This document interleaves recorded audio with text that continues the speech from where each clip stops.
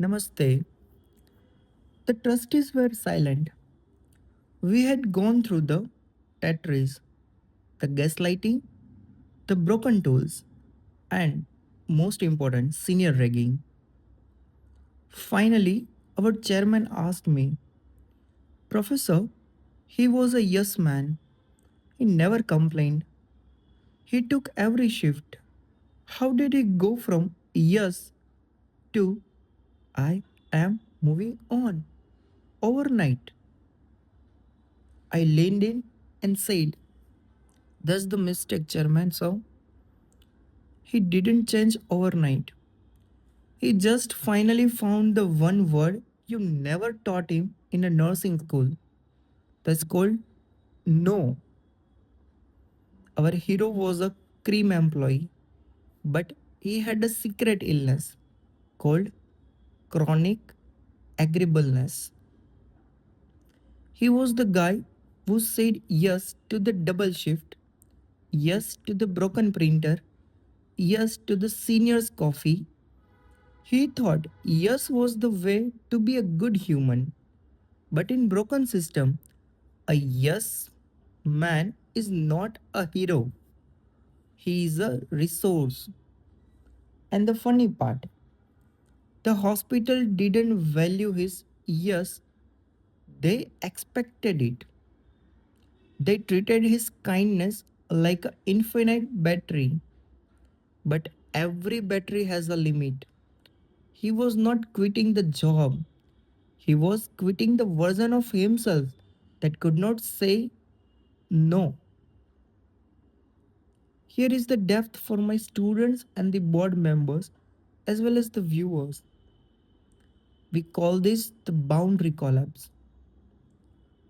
When you say yes to the others, you are often saying a no to yourself, no to your sleep, no to your family, and no to your mental health. In psychology, we know that suppressed anger does not appear or it turns into the apathy. He didn't need a long resignation letter because he didn't want to negotiate anymore. Negotiation is for people who still have a yes left in them. He was in a state of radical boundaries. He realized that the most professional thing he could do for this mental health was to stop explaining himself. The trustees asked, but why only 4 words? It is disrespectful. I told them, disrespect is asking a man to sacrifice his soul for a family that doesn't pay him on time. Those 4 words, I am moving on, are the most honest words he ever spoke.